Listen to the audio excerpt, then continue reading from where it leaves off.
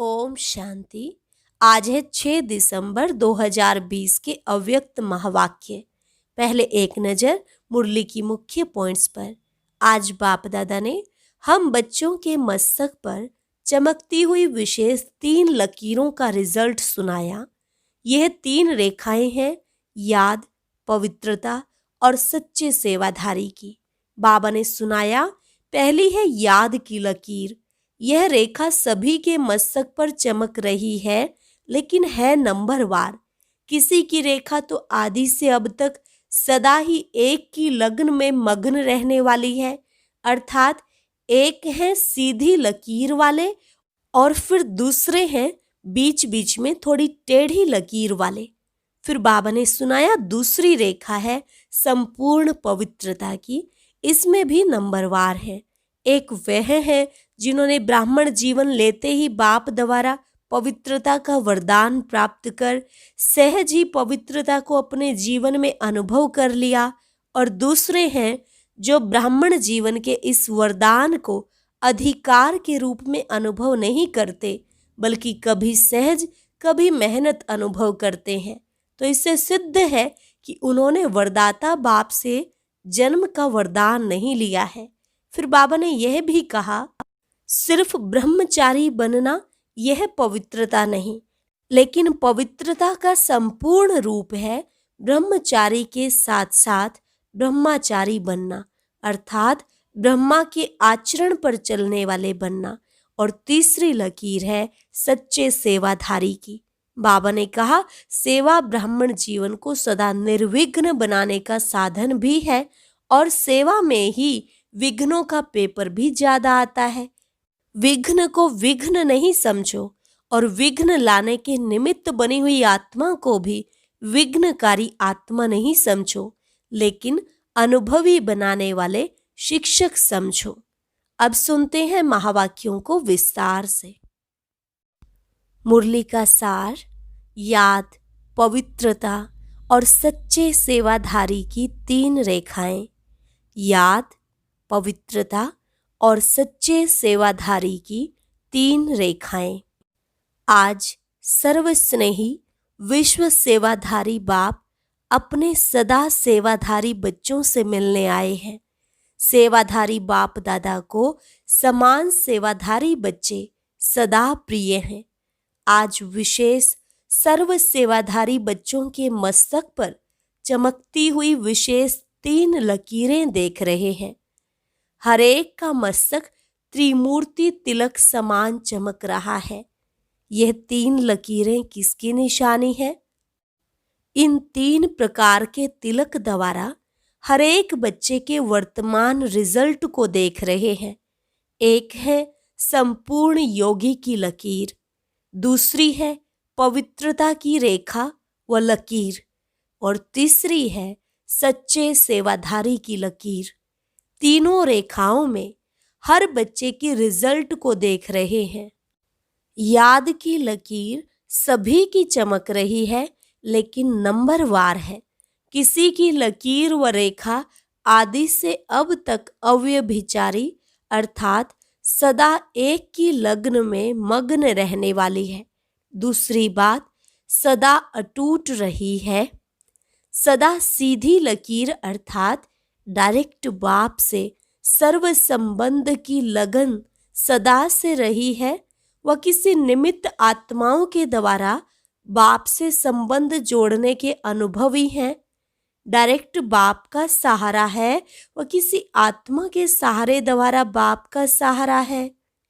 एक है सीधी लकीर वाले, दूसरे हैं बीच बीच में थोड़ी टेढ़ी लकीर वाले। यह है याद की लकीर की विशेषताएं। दूसरी है संपूर्ण पवित्रता की लकीर व रेखा। इसमें भी नंबरवार है।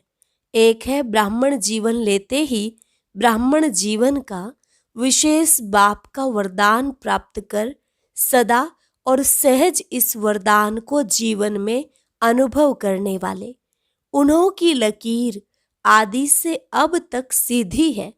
दूसरे ब्राह्मण जीवन के इस वरदान को अधिकार के रूप में अनुभव नहीं करते, कभी सहज कभी मेहनत से, बहुत पुरुषार्थ से अपनाने वाले हैं।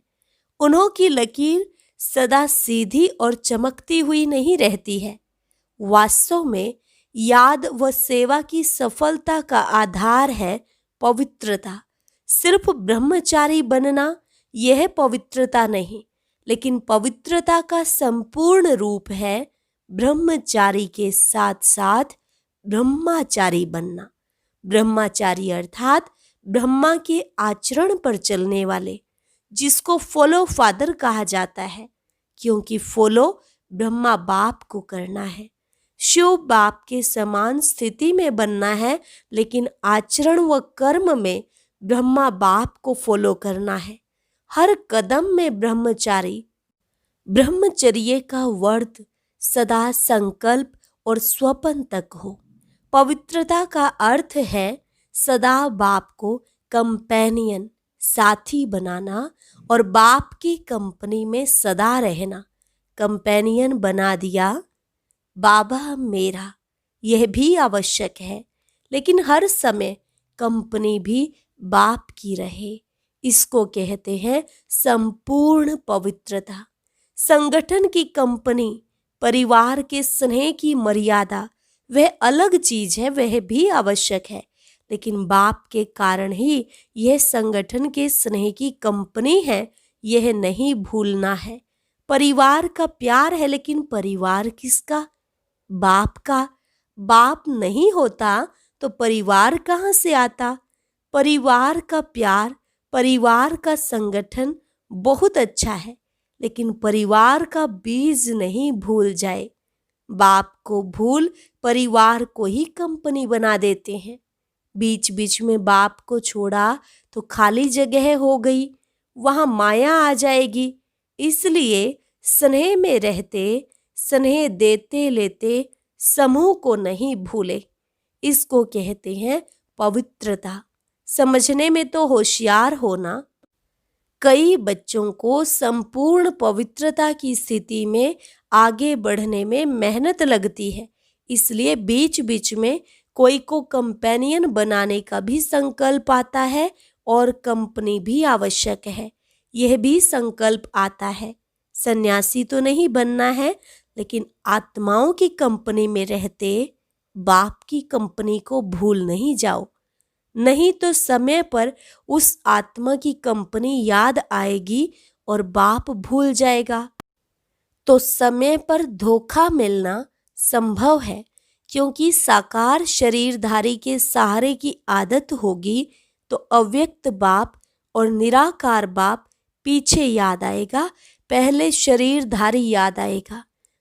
अगर किसी भी समय पहले साकार का सहारा याद आया तो नंबर 1 वह हो गया और दूसरा नंबर बाप हो गया।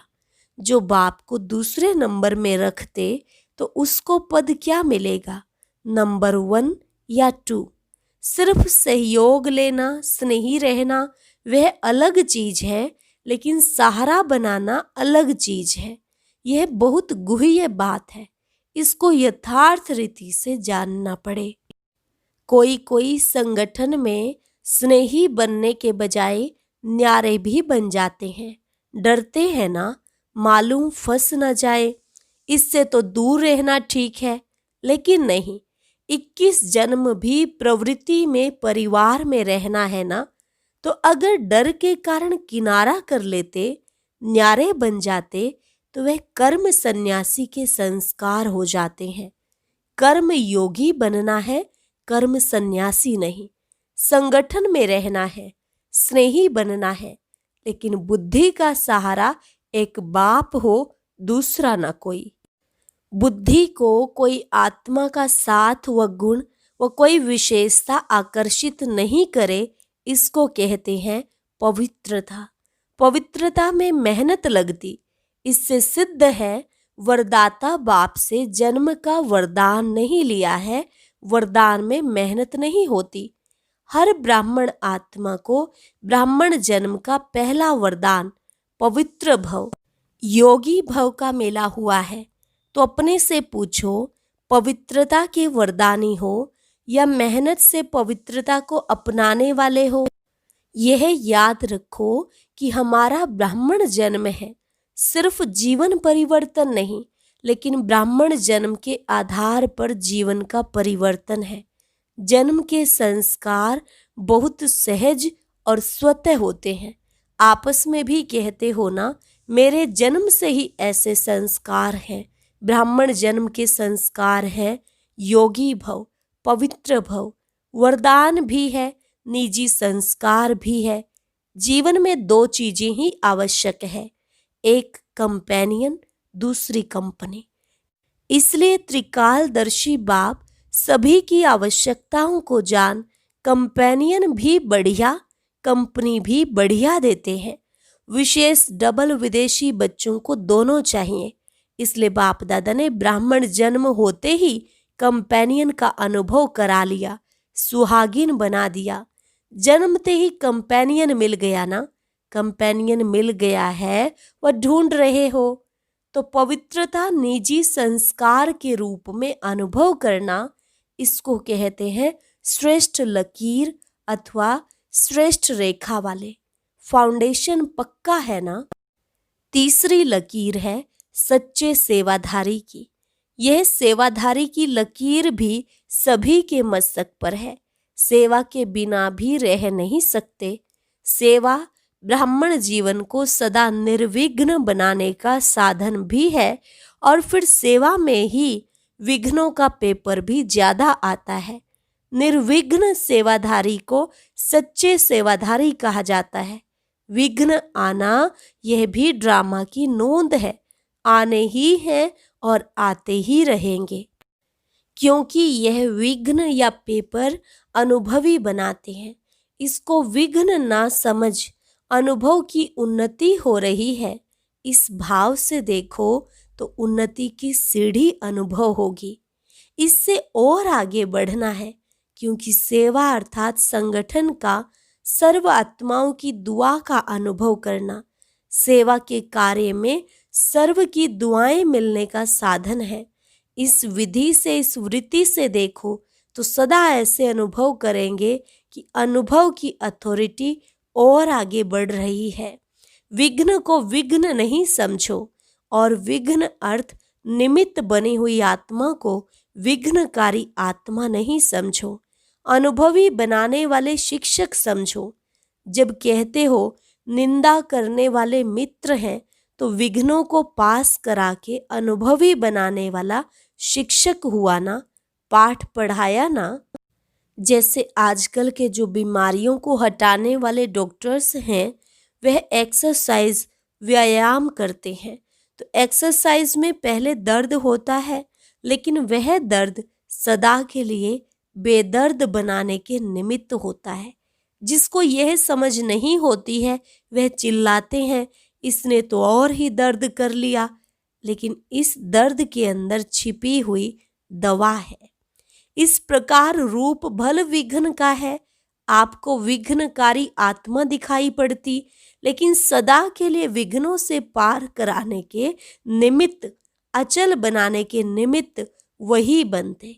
इसलिए सदा निर्विघ्न सेवाधारी को कहते हैं सच्चे सेवाधारी। ऐसे श्रेष्ठ लकीर वाले सच्चे सेवाधारी कहे जाते हैं। सेवा में सदैव स्वच्छ बुद्धि, स्वच्छ वृत्ति और स्वच्छ कर्म सफलता का सहज आधार है। कोई भी सेवा का कार्य जब आरंभ करते हो, तो पहले यह चेक करो कि बुद्धि में किसी आत्मा के प्रति भी स्वच्छता के बजाय अगर बीती हुई बातों की जरा भी स्मृति होगी, तो उसी वृत्ति दृष्टि से उनको देखना, उनसे बोलना होता।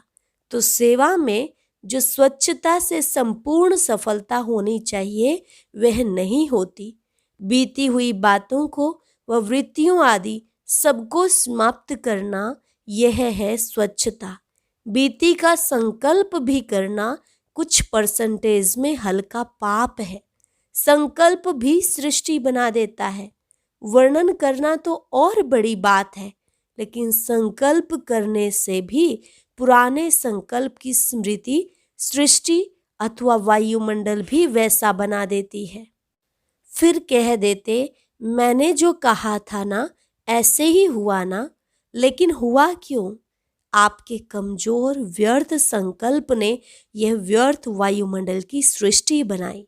इसलिए सदा सच्चे सेवाधारी अर्थात पुराने वाइब्रेशन को समाप्त करने वाले, जैसे साइंस वाले शस्त्र से शस्त्र को खत्म कर देते हैं, एक विमान से दूसरे विमान को गिरा देते हैं, युद्ध करते हैं तो समाप्त कर देते हैं ना। तो आपका शुद्ध वाइब्रेशन को इमर्ज कर सकता है और व्यर्थ वाइब्रेशन को समाप्त कर सकता है। संकल्प को समाप्त कर सकता है। अगर आपका पावरफुल संकल्प है तो समर्थ संकल्प व्यर्थ को खत्म जरूर करेगा। समझा? सेवा में पहले स्वच्छता अर्थात पवित्रता की शक्ति चाहिए। ये 3 लकीरें चमकती हुई देख रहे हैं। सेवा के विशेषता की और अनेक बातें सुनी भी हैं। सब बातों का सार है निस्वार्थ निर्विकल्प स्थिति से सेवा करना सफलता का आधार है। इसी सेवा में ही स्वयं भी संतुष्ट और हर्षित रहते और दूसरे भी संतुष्ट रहते। सेवा के बिना संगठन नहीं होता। संगठन में भिन्न भिन्न बातें, भिन्न भिन्न विचार, भिन्न भिन्न तरीके, साधन, यह होना ही है। लेकिन बातें आते भी भिन्न भिन्न साधन सुनते हुए भी स्वयं सदा अनेक को एक बाप की याद में मिलाने वाले एक रस स्थिति वाले रहो। कभी भी अनेकता में मूंझो नहीं। अब क्या करें, बहुत विचार हो गए हैं, किसका माने किसका ना माने। अगर निस्वार्थ निर्विकल्प भाव से निर्णय करेंगे तो कभी किसी को कुछ व्यर्थ संकल्प नहीं आएगा। क्योंकि सेवा के बिना भी रह नहीं सकते, याद के बिना भी रह नहीं सकते। इसलिए सेवा को भी बढ़ाते चलो, स्वयं को भी स्नेह, सहयोग और निस्वार्थ भाव में बढ़ाते चलो। समझा? बाप दादा को खुशी है कि देश विदेश में छोटे बड़े सभी ने उमंग उत्साह से सेवा का सबूत दिया। विदेश की सेवा का भी सफलतापूर्वक कार्य संपन्न हुआ और देश में भी सभी के सहयोग से सर्व कार्य संपन्न हुए, सफल हुए। बाप दादा बच्चों के सेवा की लगन को देख हर्षित होते हैं। सभी का लक्ष्य बाप को प्रत्यक्ष करने का अच्छा रहा और बाप के स्नेह में मेहनत को मोहब्बत में बदल कार्य को प्रत्यक्ष फल दिखाया। सभी बच्चे विशेष सेवा के निमित्त आए हुए हैं। बाप दादा भी वाह बच्चे वाह के गीत गाते हैं। सभी ने बहुत अच्छा किया। किसी ने किया किसी ने नहीं किया, यह है नहीं। चाहे छोटे स्थान है व बड़े स्थान है, लेकिन छोटे स्थान वालों ने भी कम नहीं किया। इसलिए सर्व की श्रेष्ठ भावनाओं और श्रेष्ठ कामनाओं से कार्य अच्छे रहे और सदा अच्छे रहेंगे। समय भी खूब लगाया, संकल्प भी खूब लगाए। प्लान बनाया तो संकल्प किया ना, शरीर की शक्ति भी लगाई, धन की शक्ति भी लगाई, संगठन की शक्ति भी लगाई। सर्व शक्तियों की आहुतियों से सेवा का यज्ञ दोनों तरफ देश और विदेश सफल हुआ। बहुत अच्छा कार्य रहा। ठीक किया व नहीं किया यह क्वेश्चन ही नहीं, सदा ठीक रहा है और सदा ठीक रहेगा। चाहे मल्टी मिलियन पीस का कार्य किया, चाहे गोल्डन जुबली का कार्य किया, दोनों ही कार्य सुंदर रहे। जिस विधि से किया वह विधि भी ठीक है। कहाँ कहाँ चीज की वैल्यू बढ़ाने के लिए पर्दे के अंदर वह चीज रखी जाती है। पर्दा और ही वैल्यू को बढ़ा देता है और जिज्ञासा उत्पन्न होती है कि देखें क्या है। पर्दे के अंदर है तो जरूर कुछ होगा, लेकिन यही पर्दा प्रत्यक्षता का पर्दा बन जाएगा। अभी धरनी बना ली, धरनी में जब बीज डाला जाता है तो अंदर छिपा हुआ डाला जाता है। बीज को बाहर नहीं रखते, अंदर छिपा कर रखते हैं। और फल व वृक्ष गुप्त बीज का ही स्वरूप प्रत्यक्ष होता। तो अब बीज डाला है, वृक्ष बाहर स्टेज पर स्वतः ही आता जाएगा। खुशी में नाच रहे हो ना, वाह बाबा तो कहते हो, लेकिन वाह सेवा भी कहते हो। अच्छा, समाचार तो सब बाप दादा ने सुन लिया। इस सेवा से जो देश विदेश के संगठन से वर्ग की सेवा हुई, यह चारों ओर एक ही समय एक ही आवाज बुलंद होने या फैलने का साधन अच्छा है। आगे भी जो प्रोग्राम करो, लेकिन एक ही समय देश विदेश में चारों ओर एक ही प्रकार की सेवा कर, फिर सेवा का फल स्वरूप मधुबन में संगठित रूप में हो। चारों ओर एक लहर होने के कारण सब में उमंग उत्साह भी होता है और चारों ओर रूहानी रेस होती, रीस नहीं कि हम और ज्यादा से ज्यादा सेवा का सबूत दें। तो इस उमंग से चारों ओर नाम बुलंद हो जाता। इसलिए किसी भी वर्ग का बनाओ, लेकिन चारों ओर सारा वर्ष एक ही रूपरेखा की सेवा की तरफ अटेंशन हो। तो उन आत्माओं को भी चारों ओर संगठन को देख उमंग आता है, आगे बढ़ने का चांस मिलता है। इस विधि से प्लान बनाते बढ़ते चलो। पहले अपनी अपनी एरिया में उन वर्ग की सेवा कर, छोटे छोटे संगठन के रूप में प्रोग्राम करते रहो और उस संगठन से फिर जो विशेष आत्माएं हो उनको इस बड़े संगठन के लिए तैयार करो। लेकिन हर सेंटर या आसपास के मिलकर करो, क्योंकि कई यहाँ तक नहीं पहुँच सकते, तो वहाँ पर भी संगठन का जो प्रोग्राम होता उससे भी उन्हों को लाभ होता है। तो पहले छोटे छोटे स्नेह मिलन करो, फिर जोन को मिलाकर संगठन करो, फिर मधुबन का बड़ा संगठन हो। तो पहले से ही अनुभवी बन करके फिर यहाँ तक भी आएंगे। लेकिन देश विदेश में एक ही टॉपिक हो और एक ही वर्ग के हो। ऐसे भी टॉपिक्स होते हैं जिसमें 2-4 वर्ग भी मिल सकते हैं। टॉपिक विशाल है तो 2-3 वर्ग के भी उसी टॉपिक बीच आ सकते हैं। तो अभी देश विदेश में धर्म सत्ता, राज्य सत्ता और साइंस की सत्ता, तीनों के सैंपल्स तैयार करो। अच्छा, सर्व पवित्रता के वरदान के अधिकारी आत्माओं को, सदा एक रस निरंतर योगी जीवन के अनुभवी आत्माओं को, सदा हर संकल्प हर समय सच्चे सेवाधारी बनने वाली श्रेष्ठ आत्माओं को, विश्व स्नेही विश्व सेवाधारी बाप दादा का याद प्यार और नमस्ते। रूहानी बच्चों की रूहानी बाप दादा को नमस्ते नमस्ते, गुड मॉर्निंग। वरदान, कंबाइंड स्वरूप की स्मृति द्वारा अभूल बनने वाले निरंतर योगी भव। कंबाइंड स्वरूप की स्मृति द्वारा अभूल बनने वाले निरंतर योगी भव। जो बच्चे स्वयं को बाप के साथ कंबाइंड अनुभव करते हैं, उन्हें निरंतर योगी भव का वरदान स्वतः मिल जाता है, क्योंकि वो जहाँ भी रहते हैं मिलन मेला होता रहता है। उन्हें कोई कितना भी भुलाने की कोशिश करे, लेकिन वे अभूल होते हैं।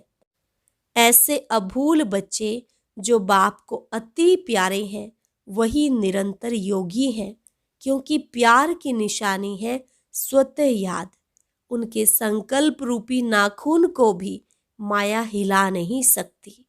स्लोगन, कारण सुनाने के बजाय उसका निवारण करो तो दुआओं के अधिकारी बन जाएंगे। कारण सुनाने के बजाय उसका निवारण करो तो दुआओं के अधिकारी बन जाएंगे। अच्छा, ओम शांति। आज की अव्यक्त मुरली जरूर सुने। उसके लिए ऊपर दिए गए बॉक्स को टच करें।